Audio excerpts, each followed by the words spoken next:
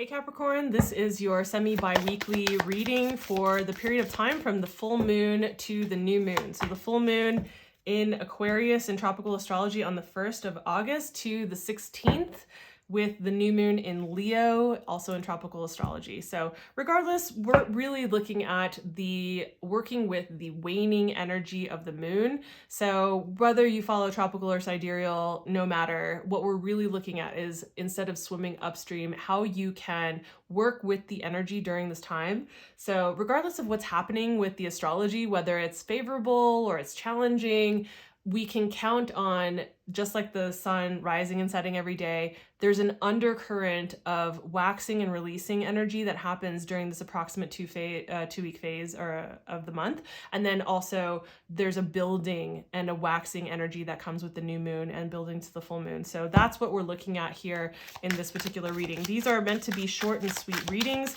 just to get some extra guidance for how to work with those energies specifically during this 2-week course.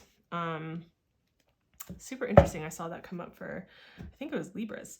So that's what we're taking a look at here. Also, just to say really quickly, the astrological highlights video for the first half of August is up, and that's time-stamped, so you can kind of like skip around to whichever dates. Highly recommend even just checking out the Venus Cazimi, or there are a couple of other dates actually that I would check out. Yeah, skip around to whatever feels good. Come back to it throughout the month. It's there. Also, the monthly videos that are more extended tarot readings, where we look at how the month progresses, challenges, spiritual advice, that's also out. So I would check those out as well if you want to put this into a larger context. Without any further ado, let's get into it. So what area of life is drawing your focus or attention that would be of most benefit for you to do some inventory with, to do some clearing out with? And it's interesting because we have for you the third house. Third house has to do with, yes, our communication, certainly does. And that can be written or verbal communication. So yeah, definitely a house of communication. Also a house of siblings or sibling-like people in your life. So that might be relevant to some of you. And even as far as looking at like your local neighborhood, you know, like where you go grocery shopping or where you go get gas, like things like that, just like your neighborhood, right? Possibly even your neighbors, right? But just like if that's relevant, I don't always find that that's like the most relevant. I typically find that in other areas, not necessarily with the readings, but I think it's worth mentioning. I'm really getting that this feels like though it's more geared towards the communication piece. So how can we put that in through the lens of the waning phase of energy that we're in? How can we make this practical and grounded? Well, when we're taking a look at doing inventory in this area and seeing like what needs to be cleared out, what's not working anymore, we can also look at this through the lens of like communication, how when we have conversations with people, either to clear the air, let's say that there's like maybe a rift between you and some other person or a misunderstanding, clearing the air is one way that we can do a release, and we can work with the releasing of energy, right? Or coming to a place of understanding, agreement, being on the same page, finding clarity through communication. That's another way. So think about this happening in whichever areas it feels applicable. This could be with family, with friends, with partners, with like whatever it is, you know, like business, it doesn't matter, right? Like just think about doing inventory with your communication. And because like we're in a Venus retrograde, I'm going to kind of layer that in as another layer on top of this. So when we're talking about the Venus retrograde, any retrograde, it's revisiting, revisioning, revising, reviewing, right? Just like the inventory that we're talking about doing with working with the waning energy of this particular phase, very similar kind of energy, but we're doing it with Venus topics. So when it comes to your core values, which ones are maybe outdated that need to be updated, and so you can release some of those, or taking a look at coming back to your core values and seeing, are you in alignment with your communication? And if you're not in alignment, in which ways? So what can you then make space and release? Like what can you like clear out, offload, unload, and clear out so that you can be back in alignment with your core values around communication. So that's one way that we could look at this, right? So, and also because Venus has to do with relationships that are harmonious, not necessarily romantic. It can be, yes, that, but also, I mean, yes, I mean, certainly Venus is about the romantic relationships, but also it is about our relationships and relating to other people in a harmonious way. So with communication being one of those bridges in how we are able to do that, I think that this is just like super appropriate for this particular time that we're in astrologically.